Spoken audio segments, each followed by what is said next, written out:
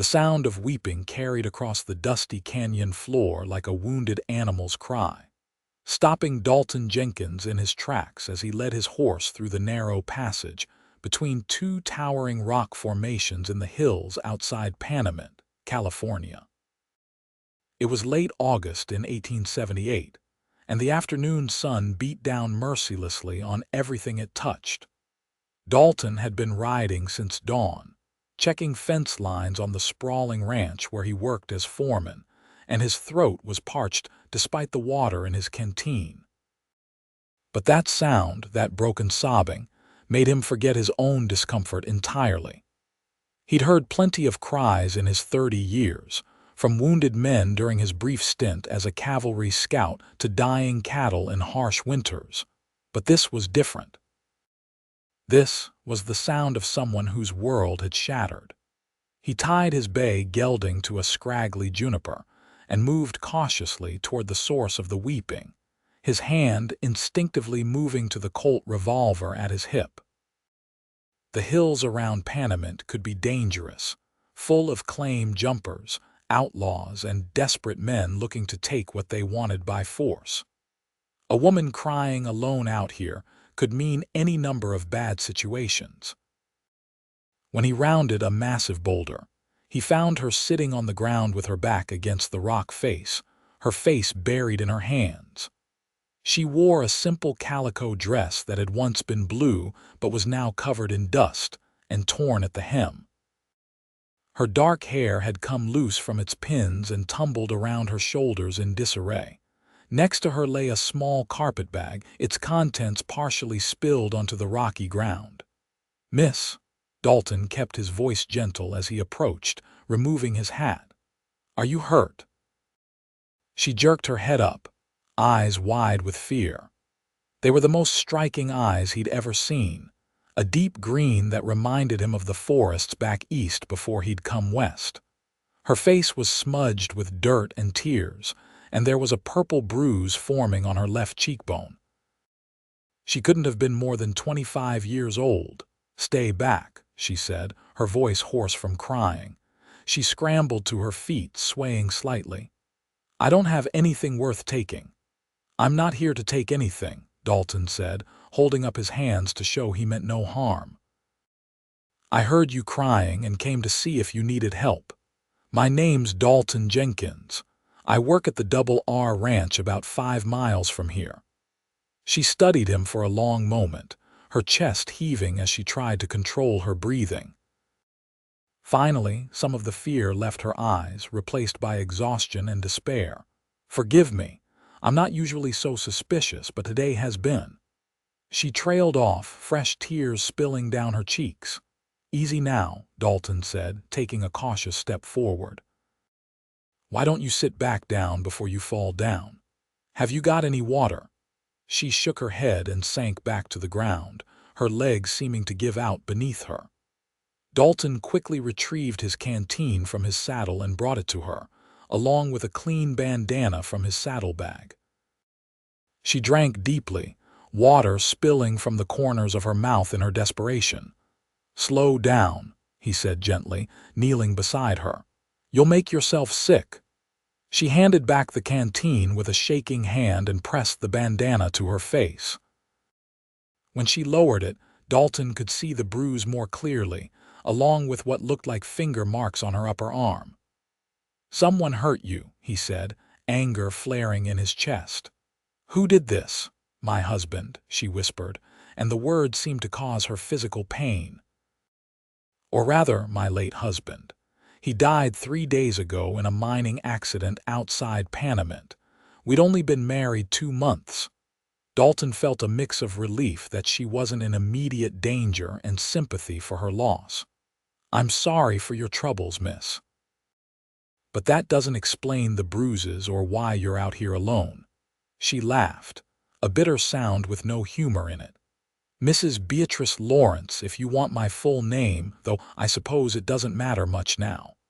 After Henry died, his brother came from Sacramento. Said he was taking over Henry's claim and everything else Henry owned, including me apparently." The anger in Dalton's chest grew hotter. The law doesn't work that way. The law, Beatrice said, her voice sharp now, isn't much concerned with a widow woman with no family and no money. Martin Lawrence told me I could either become his wife or find myself on the street with nothing. When I refused, he decided to convince me otherwise. She touched the bruise on her face. I managed to get away while he was drinking last night, took what little I could carry and started walking. I had some foolish notion of making it to the next town, but I don't even know which direction that is. Dalton settled himself on the ground across from her, his mind working through the situation. The next town big enough to matter is Bishop, about 40 miles northeast. You'd never make it on foot without supplies, especially not in this heat. Then I suppose I'll die out here, Beatrice said flatly. It seems preferable to going back. Nobody's dying today if I have anything to say about it, Dalton replied firmly. And you're not going back to any man who would raise a hand to you. He paused, considering his options. I can take you into Panamint. There's a boarding house run by a good woman named Mrs. Chen. She'd give you a room and help you find work. Beatrice's expression crumbled. That's kind of you, but Martin has already told half the town that I'm his property. He has friends there, men who owe him favors. I wouldn't be safe. Dalton knew she was probably right. The mining towns of California could be rough places, where might often made right and men like Martin Lawrence could buy loyalty with silver. Then we'll have to think of something else. Why? Beatrice asked suddenly, fixing him with those green eyes. Why would you help me? You don't know me. I could be lying about everything. You're not lying, Dalton said simply. I've known too many liars not to recognize truth when I hear it. And as for why I'd help, well, my mother raised me to believe that a man's character is shown in how he treats those who can't help him in return. Besides, I don't like bullies, and from what you've described, Martin Lawrence is exactly that. Fresh tears welled in Beatrice's eyes, but these seemed different from the ones before. I don't know how to thank you. Don't thank me yet, Dalton said, getting to his feet. We still need to figure out what to do. He extended his hand to help her up. Can you ride? I grew up on a farm in Missouri, Beatrice said, accepting his hand. Her fingers were small and delicate in his calloused palm, but he could feel calluses there too, the marks of someone who knew hard work. I can ride. Good. We'll head back to the Double R. My boss, Robert Reynolds, is a fair man. He might have some ideas, and at the very least, you'll be safe there for the night while we work this out. As Beatrice gathered her scattered belongings and stuffed them back into her carpetbag, Dalton found himself studying her more closely. Despite the dirt and tears and obvious exhaustion, there was something about her that drew his attention. Maybe it was the way she held herself even in defeat, or the intelligence he could see in her eyes, or simply the fact that she'd had the courage to run rather than submit to a life she didn't want. The ride back to the Double R took the better part of 2 hours, with Beatrice sitting in front of Dalton on his horse. She was stiff at first, clearly uncomfortable with the proximity, but eventually exhaustion won out, and she relaxed against his chest. Dalton found the weight of her both strange and pleasant, though he kept that thought to himself. It had been a long time since he'd been close to a woman, having devoted most of his adult life to work and saving money for his own spread someday. The Double R sprawled across a fertile valley, with the ranch house and outbuildings clustered near a spring-fed creek. Cattle dotted the hillsides, and Dalton felt the familiar pride he always experienced when seeing the place. He'd worked here for 8 years, starting as a regular cowhand and working his way up to foreman through dedication and skill. Robert Reynolds was in the barn when they arrived, examining a horse's hoof with the ranch's farrier. He was a tall man in his 60s with silver hair, and a weathered face that creased into concern when he saw Dalton approaching with Beatrice. "Trouble?" Robert asked, his gaze taking in Beatrice's condition. "Found her in the hills," Dalton said, helping Beatrice down from the horse before dismounting himself. "She needs help, and I told her we'd provide it." Robert's eyes narrowed at the bruises on Beatrice's face, but his voice remained gentle when he spoke to her. "You're welcome here, miss. Let's get you inside where it's cooler, and you can tell us what happened." Over coffee and cold biscuits in the ranch house kitchen, Beatrice repeated her story. Robert's wife, Margaret, fussed over her injuries and brought her clean water to wash with while listening intently. Margaret was a kind woman in her late 50s who'd never been able to have children of her own and tended to mother everyone on the ranch. "That's a terrible situation," Robert said when Beatrice finished. "Martin Lawrence, you said? I know of him.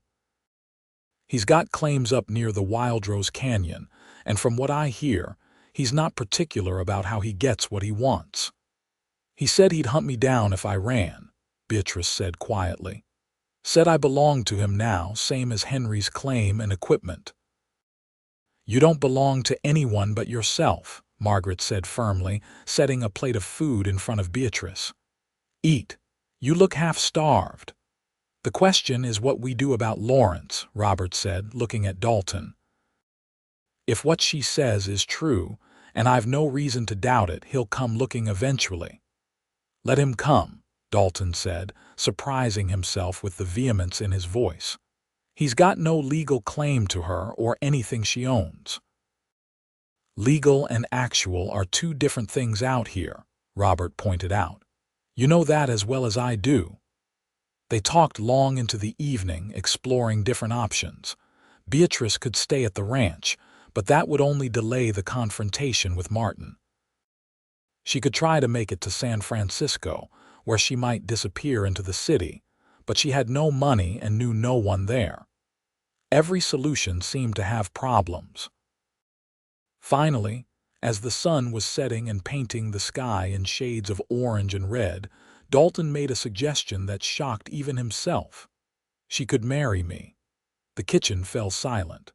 Margaret's coffee cup paused halfway to her mouth.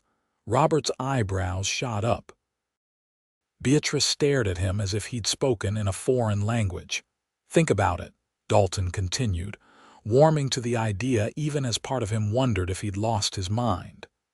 "If she's married to me, Lawrence has no claim on her whatsoever. I'm foreman here, respected in these parts. He wouldn't dare cross me without good cause." "Dalton," Robert said carefully, "that's a mighty big step to take for someone you just met." "I know it," Dalton said, "but it's the only solution that makes sense.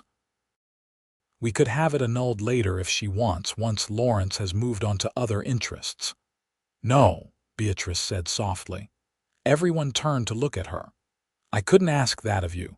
You've already done more than anyone could expect. To tie yourself to me legally, even temporarily, it's too much." "You're not asking," Dalton pointed out. "I'm offering, and I wouldn't offer if I didn't mean it." "But you don't know me," Beatrice protested. "I could be a terrible person, I could be lazy or mean or any number of things. Are you any of those things?" "No, but that's not the point." "It's exactly the point," Dalton said. He leaned forward, holding her gaze. "Look, I know this is sudden and strange, but you need help and I can provide it. I've got a good job, a cabin of my own on ranch property, and enough saved to keep us comfortable. You'd have protection and security. We'd figure out the rest as we go." Margaret and Robert exchanged a long look, the kind that passed between people who'd been married for decades and could communicate without words. "It's your decision, Dalton," Robert finally said. "You're a grown man and one I trust completely. If you think this is the right thing to do, I'll support you, but you'd better be sure." Dalton realized he was sure, though he couldn't fully explain why. Maybe it was the way Beatrice had looked when he found her, broken but not defeated. Maybe it was the courage it had taken for her to run rather than accept a life she didn't want. Or maybe it was something simpler, something he couldn't quite name, that had stirred in his chest when she'd relaxed against him on the ride back. "I'm sure," he said. All eyes turned to Beatrice. She looked down at her hands, twisting the bandana Dalton had given her. When she looked up again, her eyes were wet, but her expression was determined. "If we did this," she said slowly, "I would want to be a real wife, at least in terms of pulling my weight. I can cook, clean, mend, tend a garden. I won't be a burden." "I never thought you would be," Dalton said. "And if I agreed, it would be with the understanding that I won't be a wife in all ways right away. I barely know you. I'd need time." "That's fair," Dalton said, ignoring the knowing look Margaret was giving him. "I've got a spare room in my cabin. You'd have your privacy." Beatrice took a deep breath and let it out slowly. "Then yes, if you're truly willing, I'll marry you." The wedding took place 3 days later in the small church in Panamint, performed by the circuit preacher who happened to be passing through. Margaret stood up for Beatrice, and Robert served as Dalton's witness. Beatrice wore a simple dress that Margaret had altered to fit her, a soft green that matched her eyes. Dalton wore his Sunday best, his hair slicked back and his boots polished. The ceremony itself was brief, the preacher's words washing over Dalton in a blur. He was acutely aware of Beatrice standing beside him, her hand small and trembling in his when he slipped the simple gold band on her finger. He'd bought it from the general store, hoping it would fit. It was slightly loose, but Beatrice didn't complain. When the preacher told him to kiss his bride, Dalton hesitated, remembering her request for time. But Beatrice tilted her face up to his, and he pressed a gentle kiss to her lips, brief and chaste but enough to make his heart beat faster. They signed the register, making it official. Beatrice Jenkins. The name looked strange written out in the preacher's spidery handwriting. As they left the church, Dalton saw Martin Lawrence standing across the street, his face red with anger. He started toward them, but Robert stepped forward, his hand resting casually on his gun belt. "Afternoon, Lawrence," Robert said pleasantly. "Beautiful wedding, wasn't it?" Martin's eyes darted between them, taking in the group and clearly calculating his odds. "This isn't over," he finally spat. "She was promised to me." "I was promised nothing," Beatrice said, her voice steady despite the way she pressed closer to Dalton's side. "Henry never made any such agreement, and you know it. I'm married now, legally and properly. You have no claim on me." "We'll see what the law says about that," Martin snarled. "Please do consult the law," Robert said. "I'm sure they'll be interested to hear about those bruises on Mrs. Jenkins's face. Assault is a crime, last I checked." Martin's face grew even redder, but he stepped back. "You'll regret this," he said, pointing at Beatrice. "All of you will." "Move along, Lawrence," Dalton said quietly, "before you say something you can't take back." For a moment, it seemed like Martin might push the issue, but something in Dalton's expression must have warned him off. He turned on his heel and stalked away, leaving them standing in the afternoon sunshine. "Well," Margaret said brightly, breaking the tension, "that was unpleasant. Let's get you two back to the ranch for a proper celebration." The celebration consisted of a dinner Margaret had prepared, with some of the other ranch hands joining them to toast the new couple. Dalton found himself relaxing as the evening wore on, watching Beatrice laugh at one of the cowhands' jokes. She had a beautiful laugh, he realized, free and genuine when she let her guard down.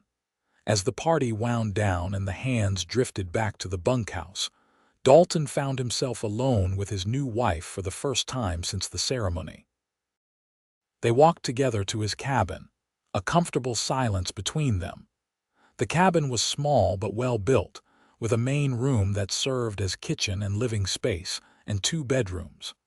Dalton had spent the past 2 days cleaning and preparing, making sure the spare room was ready for Beatrice. "It's not much," he said as they entered, suddenly seeing the place through her eyes and finding it lacking. "It's wonderful," Beatrice said, and she sounded genuine. She ran her hand along the table he'd built himself, examining the sturdy chairs and the wood stove. "Henry and I lived in a tent near his claim. This is a palace in comparison." She turned to face him, her expression serious. "Thank you, Dalton, for everything. I know this arrangement is strange, but I want you to know I meant what I said. I'll do my part to make this work." "I know you will," Dalton said. "And Beatrice, I want you to know that you're safe here, not just from Lawrence, but from me too. I'll never push you or expect anything you're not ready to give." Relief and something else, something softer, crossed her face. "I believe you." They stood there for a moment, the air between them charged with awareness and uncertainty. Finally, Beatrice broke the silence. "I should probably get some sleep. It's been a long few days." "Of course," Dalton said, showing her to the spare room. "If you need anything, I'm right across the hall." That night, Dalton lay in his bed staring at the ceiling, wondering what exactly he'd gotten himself into.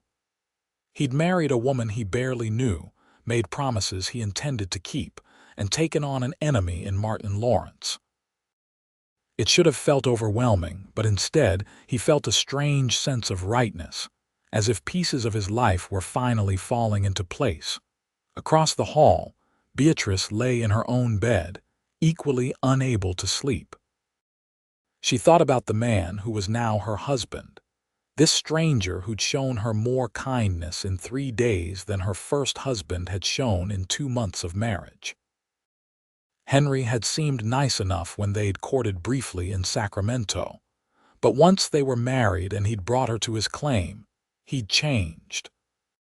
He'd been dismissive of her opinions, harsh when she didn't meet his expectations, and more interested in his dreams of striking it rich than in building a life with her. His death in the mine collapse had been terrible, but if she was honest with herself, she'd felt more relief than grief. And then Martin had arrived, and she'd realized her nightmare was just beginning. Until Dalton had found her in those hills, she'd felt more hopeless than she'd ever been in her life. Now she wore another man's ring, lived in another man's house, and bore another man's name. But somehow this felt different. Dalton had asked nothing of her, expected nothing, simply offered protection when she needed it most. She'd seen the way he looked at her, knew there was attraction there, but he'd made no move to act on it. He was giving her time and space, treating her like a person rather than property. She fell asleep thinking about his eyes, warm and brown like good earth, and the gentle way he'd kissed her in the church. The next few weeks fell into a routine that felt surprisingly natural. Beatrice woke early and made breakfast for them both, finding Dalton to be an appreciative audience for her cooking. He left for his duties on the ranch, and she spent her days tending the small garden behind the cabin, mending clothes and exploring the area around the ranch house. Margaret became a good friend, teaching her about the plants that grew in the area and which ones were useful for cooking or medicine. The other ranch hands treated her with respect, tipping their hats when they saw her and keeping their language clean in her presence. In the evenings, she and Dalton would eat dinner together and talk.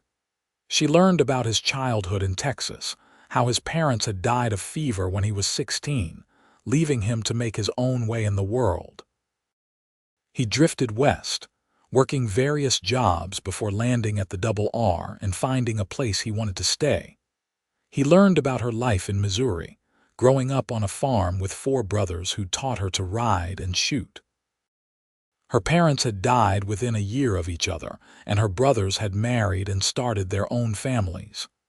She'd felt like a burden, an extra mouth to feed, so when Henry had proposed after a brief courtship, she'd accepted, hoping to find a place of her own in the world. "Seems like we've both been looking for somewhere to belong," Dalton observed one evening as they sat on the porch watching the sunset. Yes, Beatrice agreed, though I never expected to find it quite like this. Are you happy here? Dalton asked, and she could hear the genuine concern in his voice. She thought about it carefully before answering. I am. Happier than I've been in a long time. You've been good to me, Dalton, better than I had any right to expect. You had every right to expect decent treatment, Dalton said firmly. That's not something to be grateful for. That's the bare minimum of what you deserve. Beatrice felt her throat tighten with emotion. She reached over and placed her hand on his, the first time she'd initiated physical contact since their wedding. Still, I'm grateful. Dalton turned his hand over, threading his fingers through hers.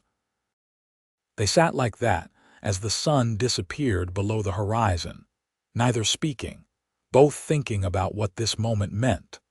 As summer faded into autumn, Beatrice found herself looking forward to Dalton's return each evening with increasing anticipation.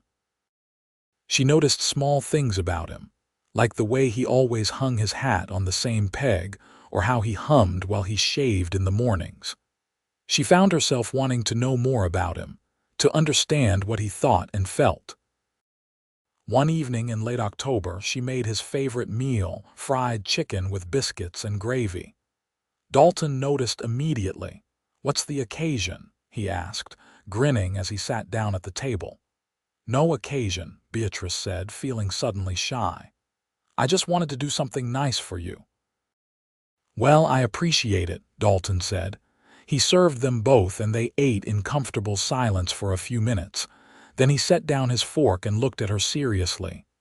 Beatrice, I've been thinking about something. Her heart jumped. What is it? We've been married almost 3 months now, and I've kept my promise to give you space and time. But I want you to know that this doesn't feel temporary to me anymore. I know we started this as a way to protect you from Lawrence, but somewhere along the way, it became real for me. He paused, seeming to gather his courage. I'm falling in love with you, and I wanted you to know that. I'm not asking you to say it back or to change anything about our arrangement. I just thought you should know where I stand. Beatrice felt tears pricking her eyes, but they were good tears this time. Dalton, She stopped, trying to find the right words. When I married Henry, I thought I knew what love was supposed to look like, but I was wrong. Being with you these past months, I've learned what it really means to be cared for, to be respected and valued. I'm falling in love with you too. The smile that spread across Dalton's face was like sunrise after a long night. Yeah, she confirmed, laughing through her tears. He stood up and moved around the table, gently pulling her to her feet. Can I kiss you? A real kiss this time. I'd like that, Beatrice whispered when their lips met. It was nothing like the chaste peck at their wedding. This was deep and searching, full of all the longing and affection that had been building between them for months. Beatrice's hands found their way to Dalton's shoulders, and his arms wrapped around her waist, pulling her close. When they finally broke apart, both were breathing hard. I've wanted to do that for so long, Dalton admitted, resting his forehead against hers. Why didn't you? I promised to give you time. I keep my promises. You're a good man, Dalton Jenkins, Beatrice said, rising on her toes to kiss him again. That night when they said goodnight, Beatrice paused at her bedroom door. You know, I don't think I need the spare room anymore. Dalton's eyes darkened with desire, but his voice remained gentle. Are you sure? There's no rush. I'm sure, Beatrice said. I'm your wife, and I want to be your wife in every way. Their wedding night came 3 months late, but it was perfect in its own way. Dalton was patient and tender, making sure Beatrice felt cherished and safe. She'd been nervous, her experience with Henry having been awkward and uncomfortable, but with Dalton it was different. He took his time, learning what she liked, showing her pleasure she hadn't known was possible. Afterward, they lay tangled together in his bed, Beatrice's head resting on Dalton's chest as he traced lazy patterns on her back. "I love you," he murmured into her hair. "I love you too," she replied, and saying the words felt like coming home. Winter settled over the ranch, bringing cold winds and occasional snow. Beatrice threw herself into making the cabin cozy, sewing curtains and cushions from fabric Margaret helped her order from San Francisco. She learned to make Dalton's favorite foods, and discovered that she enjoyed the domestic tasks that had felt like drudgery with Henry. The difference, she realized, was that Dalton appreciated everything she did. He thanked her for meals, complimented her sewing, and helped with chores without being asked. He treated her as a partner, asking her opinion on things and actually listening to her answers. They celebrated Christmas with the Reynolds and the ranch hands, exchanging simple gifts. Dalton gave Beatrice a beautiful shawl he'd ordered from town, deep green to match her eyes. She gave him a shirt she'd sewn herself, embroidered with his initials on the cuff. The pleasure on his face when he opened it made all the hours of careful stitching worthwhile. In January, on a cold, clear night, they lay in bed talking about the future. "I've been saving money for years," Dalton told her. "Had this dream of buying my own land someday, starting a small ranch. Would you like that?" "I'd like anywhere as long as it was with you," Beatrice said honestly. "But yes, having our own place sounds wonderful. Robert's been talking about selling me a parcel on the eastern edge of the property. It's got good grazing land and a creek that runs year-round. We could build a house there, start small with a few head of cattle. How soon could we do it?" "A year, maybe 2. I want to make sure we have enough saved to do it right." Beatrice snuggled closer to him. "I have some money too. I didn't tell you before, but I had a small inheritance from my mother. Henry never knew about it. I've got it hidden away. It's not much, but it might help." Dalton kissed the top of her head. "We'll pool our resources then. Build something together." "Together," Beatrice agreed, loving the sound of that word. Spring brought new life to the ranch and new developments for the couple. Beatrice realized she was pregnant in April, confirmed by Margaret, who'd helped deliver enough babies to recognize the signs. When she told Dalton, he picked her up and spun her around, laughing with pure joy. "We're going to have a baby," he kept saying, as if he couldn't quite believe it. "We are," Beatrice confirmed, her own happiness threatening to overflow. "Are you pleased?" "Pleased, Beatrice. I'm the happiest man alive." The pregnancy progressed smoothly through the summer. Beatrice bloomed, her face glowing with health and happiness. Dalton was attentive without being overbearing, making sure she didn't overdo it but not treating her like she was made of glass. They spent their evenings planning for the baby, discussing names and making plans for the future. Dalton began building a cradle in his spare time, carefully sanding and fitting each piece. In August, almost exactly a year after Dalton had found Beatrice weeping in the hills, she went into labor. Margaret and the doctor from Panamint attended her, while Dalton paced anxiously outside the bedroom.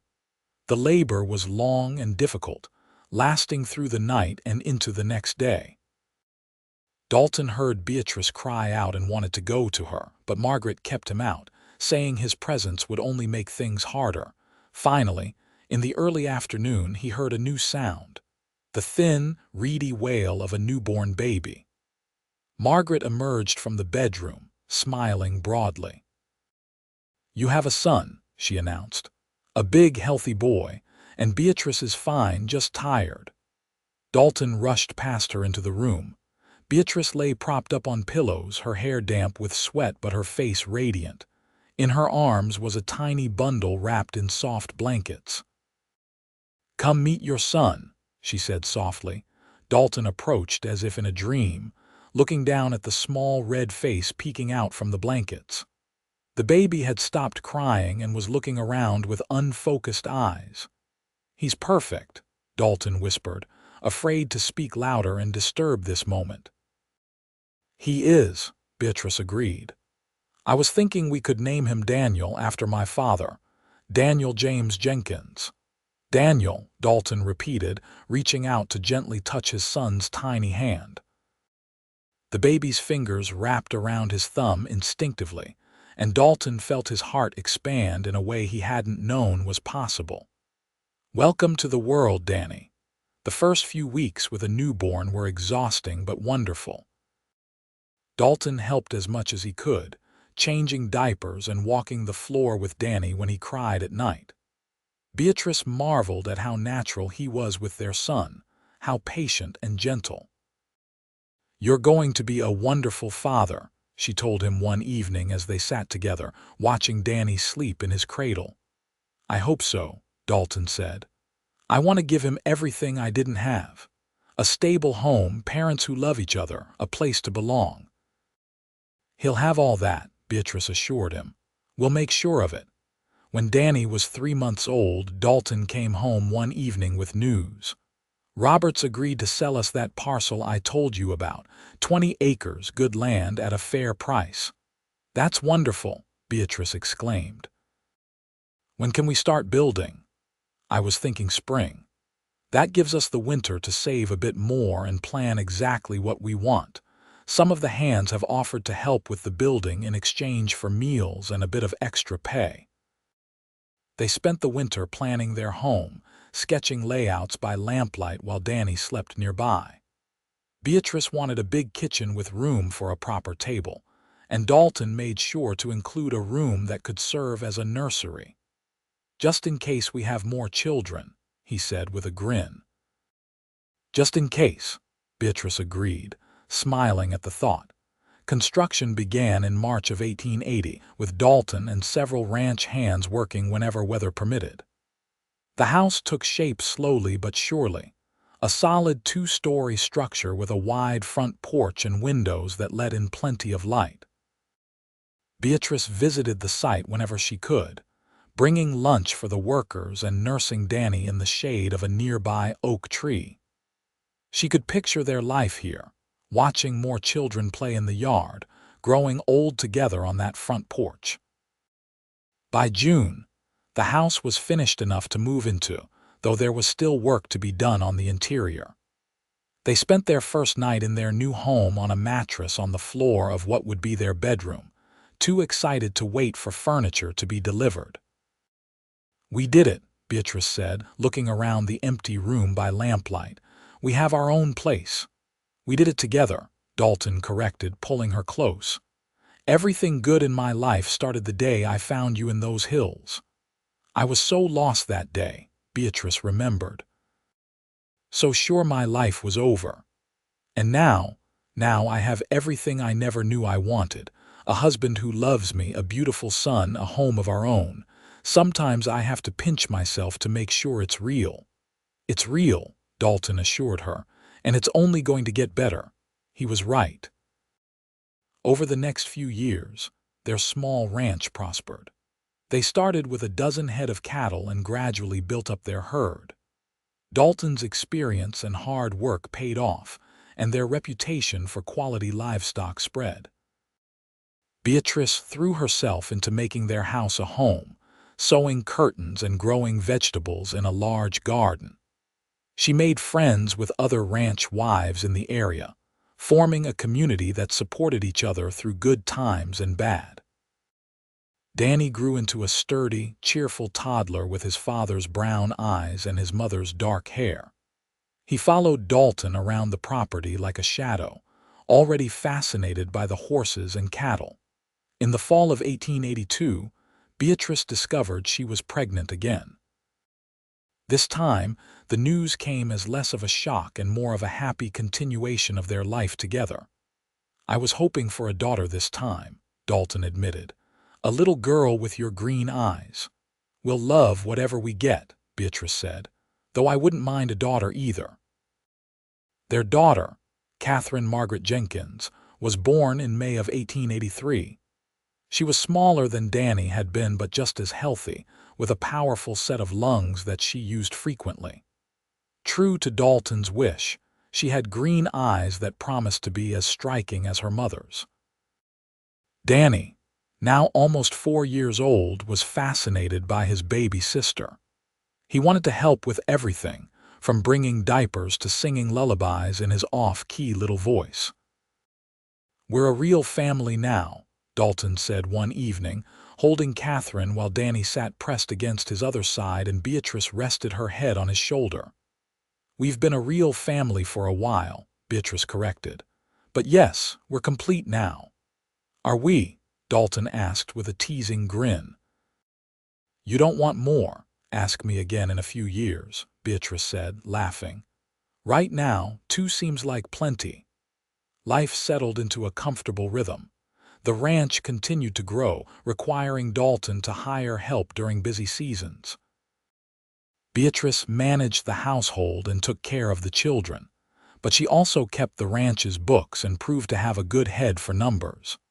They rarely went to Panamint, preferring to order supplies delivered or making the trip to Bishop when necessary.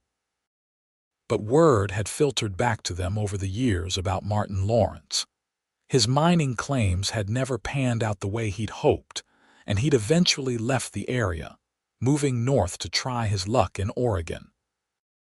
"I wonder sometimes what would have happened if you hadn't found me that day," Beatrice said one evening in the summer of 1885, as they sat on their porch watching the sunset. "Don't wonder," Dalton said firmly. "It doesn't do any good to think about roads not taken." "I suppose not. But still, I'm grateful for every choice that led me to you." Danny, now 7, came running up to the porch, his face flushed with excitement. "Papa, there's a calf being born in the south pasture. Can I come watch? Did you ask your mother if you've finished your chores?" "Yes, sir, I did everything she asked." Beatrice nodded confirmation. "You can go, but stay out of the way and do what your father tells you." "I will, Mama." Danny raced off toward the barn to get his pony. Catherine, now 2 years old, tugged at Beatrice's skirt. "I want to go too." "You're too little yet, sweetheart," Beatrice said, picking up her daughter. "In a few years you can go with Papa and Danny." "No fair," Catherine pouted, but she accepted it, settling into her mother's lap. Dalton stood and stretched. "I'd better go supervise." Danny's enthusiastic, but he's still learning. He leaned down to kiss Beatrice, a casual gesture that still made her heart flutter even after all these years. "I love you. I love you too. Be careful." As she watched Dalton stride off toward the barn, Beatrice felt a wave of contentment wash over her. This life, this family, this home, it was more than she'd ever dreamed of having. She thought about the woman she'd been that day in the hills, desperate and alone, and marveled at how far she'd come. The years continued to pass, bringing new challenges and new joys. In 1887, Beatrice gave birth to twins, much to everyone's surprise. Thomas and Emma Jenkins arrived in September, a boy and girl who looked remarkably alike with their mother's dark hair and father's brown eyes. "I said maybe 2 more children," Beatrice said, exhausted but happy as she looked at the 2 babies in their cradle. "Not 2 at once." "When have we ever done anything the ordinary way?" Dalton asked, grinning as he looked at his expanded family. Danny and Catherine were peering into the cradle with wide eyes, fascinated by the new arrivals. The house that had seemed so spacious now felt cozy with 4 children. Dalton added on to it, building additional bedrooms and expanding the kitchen. The ranch had grown too, now spanning 50 acres and supporting a sizable herd. They hired a woman from Panamint to help Beatrice with the children and household chores. A young widow named Sarah, who'd found herself in circumstances not unlike Beatrice's had been years earlier. Beatrice saw herself in Sarah's eyes and made sure to treat her with kindness and respect, paying her fairly and making her part of the family. By 1890, Dalton and Beatrice had become pillars of the small community that had grown up around the scattered ranches in the area. They hosted barn dances and helped neighbors in need, their reputation for fairness and generosity spreading far and wide. One evening in late summer, as they celebrated their 12th wedding anniversary with a quiet dinner after the children were in bed, Dalton raised his glass to Beatrice. "To the woman who made me the luckiest man alive," he said. "I think I'm the lucky one," Beatrice countered. "You saved my life that day in the hills." "We saved each other," Dalton said. "I was just going through the motions before you came along, working and saving with no real purpose. You gave me something to work for, someone to build a life with." "We built a good life," Beatrice said, looking around at the home they'd created together. "Better than I ever imagined possible." "It's not over yet," Dalton said with a smile. "We've still got plenty of years ahead of us." He was right. The years continued to unfold, bringing both hardships and happiness. There were lean times when drought threatened their herd, and good times when their cattle brought top prices. There were illnesses that scared them and celebrations that brought joy. Danny grew into a capable young man who loved ranching as much as his father did. Catherine proved to have her mother's head for numbers and her father's work ethic. The twins, Thomas and Emma, were inseparable troublemakers who kept everyone on their toes. In 1895, when Danny was 17, he started courting the daughter of a neighboring rancher. Beatrice watched him with a knowing smile, remembering what it was like to be young and in love. "He's too young to be thinking about marriage," Dalton grumbled one evening. "He's the same age I was when I married Henry," Beatrice pointed out, "and a year older than I was when I married you. That was different." "How so?" Dalton paused, considering. "Fine, you're right, but he's still my boy." "He'll always be your boy," Beatrice assured him. "But he's becoming a man, and we have to let him." Danny married his sweetheart, Rebecca, in the spring of 1896. It was a beautiful wedding, held at the ranch with the whole community attending. Dalton built them a small cabin on the eastern edge of the property, continuing the tradition of family expansion. "I remember when this was all just a dream," Dalton said to Beatrice as they watched Danny and Rebecca dance at their wedding reception. "Now it's real," Beatrice replied. "And our son is starting his own dream, hopefully with better circumstances than we had." "Different circumstances," Beatrice corrected. "Our circumstances, difficult as they were, led us to each other. I wouldn't change that, even the hard parts, especially the hard parts. They made us appreciate what we have." As the new century approached, Dalton and Beatrice found themselves in their 40s with a grown son, teenage daughters, and twin 12-year-olds. The ranch had become one of the most successful in the region, and their family had grown to include Rebecca. And in 1898, their first grandchild, a boy Danny and Rebecca named Robert after his great-grandfather. Beatrice held her grandson for the first time and felt tears streaming down her face. "I never thought I'd have this," she told Dalton. "A family, grandchildren, a legacy." "You deserve all of it and more," Dalton said, wrapping his arms around her as they looked at the baby together. The years had been kind to them both. Dalton's hair had gone silver at the temples, and Beatrice had laugh lines around her eyes, but they were still deeply in love. They still sat on the porch together in the evenings, still kissed goodnight before sleeping, still found joy in each other's company. Catherine married in 1900, choosing a schoolteacher from Bishop who respected her intelligence and shared her love of books. They moved to town, where her husband taught, and Catherine opened a small bookshop that quickly became popular. The twins proved harder to settle. Emma was fiercely independent, with no interest in marriage despite several suitors. She loved working with the horses and had a gift for training them.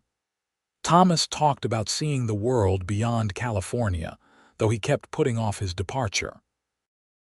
Let them find their own paths, Beatrice advised Dalton when he worried about them.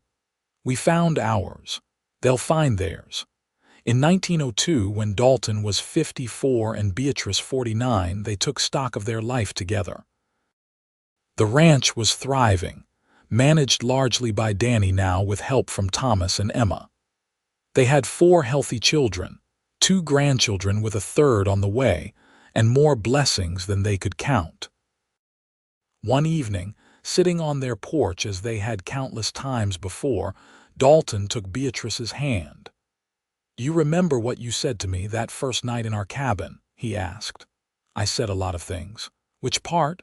"You said you'd do your part to make our marriage work. That you wouldn't be a burden." "I remember. You've been so much more than your part. You've been my partner, my best friend, my love. You've given me a family and a purpose and more happiness than I knew was possible." Beatrice squeezed his hand. "You gave me those things too. You gave me your name when I needed it, your protection when I was afraid, and your love when I thought I'd never deserve it. You saw me when I was broken and loved me anyway." "You were never broken," Dalton said firmly. "Just wounded. And you healed into someone even stronger and more beautiful." "We healed each other," Beatrice said. "That's what love does."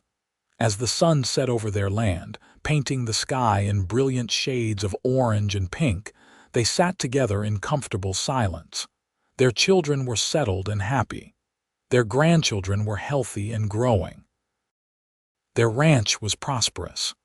But more than any of that, they had each other, and after 24 years of marriage, their love had only deepened.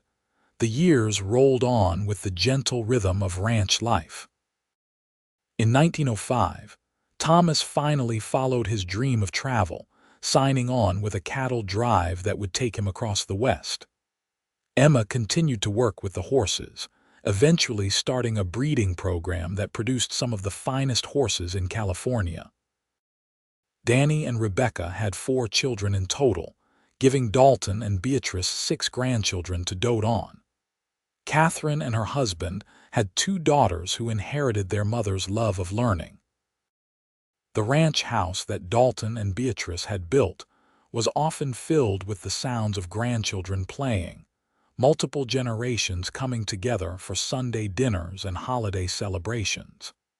In 1910, Dalton and Beatrice celebrated their 32nd wedding anniversary. The whole family gathered at the ranch for the occasion, a crowd of children and grandchildren filling the house with noise and laughter. After dinner, Danny stood to make a toast. "To my parents," he said, raising his glass, "who showed all of us what real love looks like. What commitment and partnership and respect look like. You built more than just a ranch.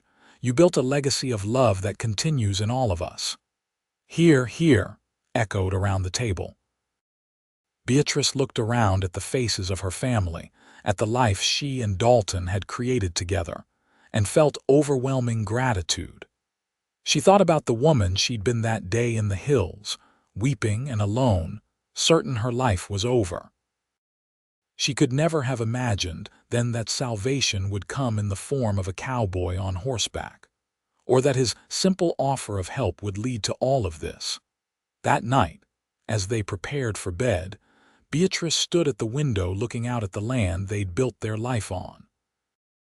Dalton came up behind her, wrapping his arms around her waist.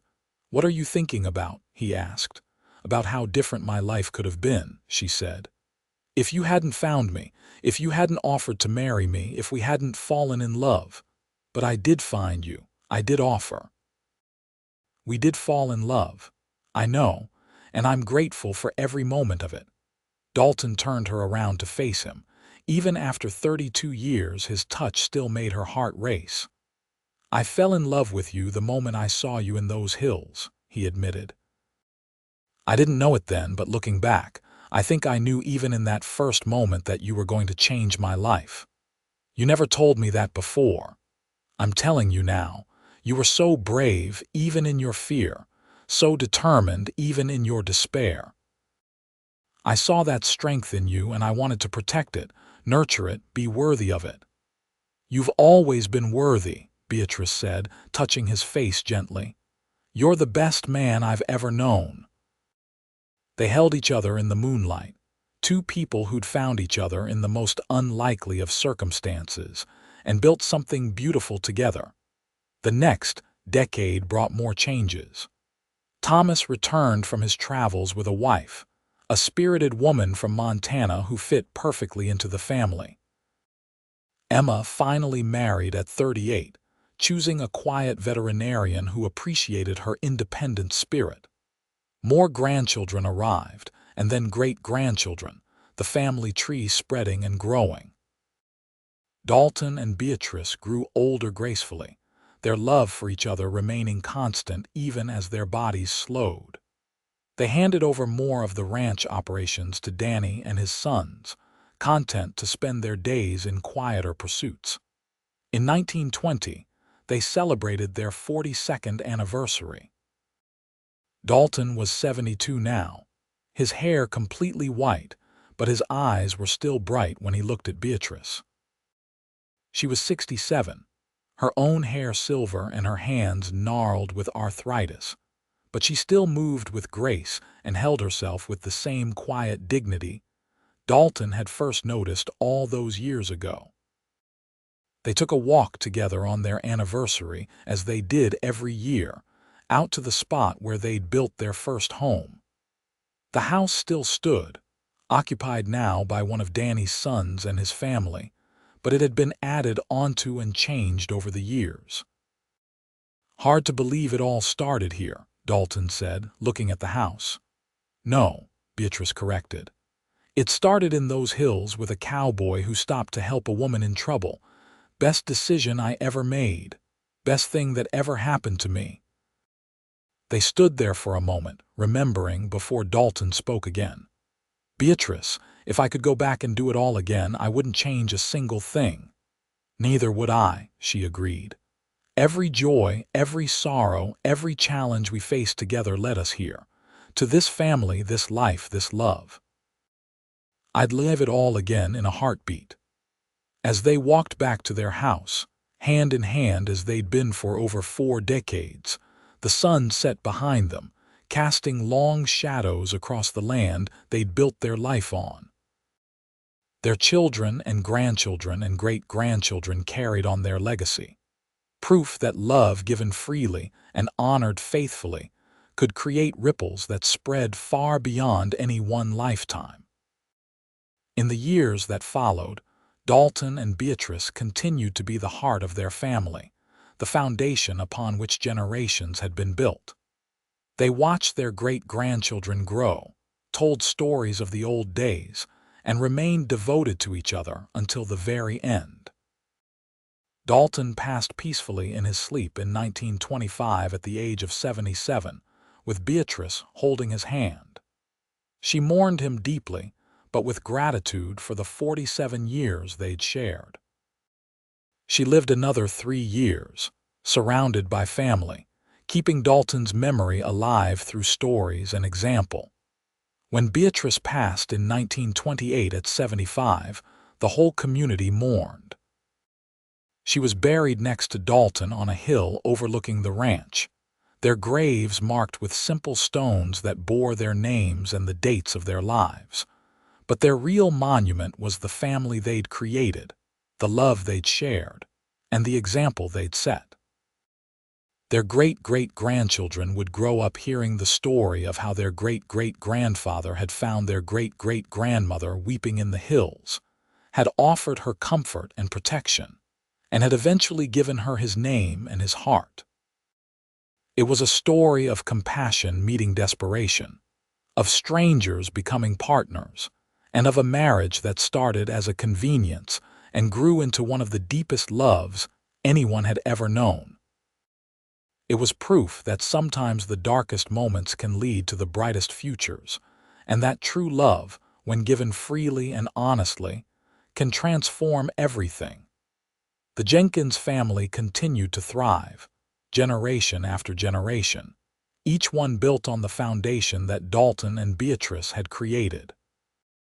The ranch itself became known throughout California, not just for its quality cattle and horses, but for being a place where family came first and love was the guiding principle. In later years, when descendants gathered for reunions, they would visit the graves on the hill and tell the story again. How a cowboy found a woman weeping, gave her comfort, and later gave her his name.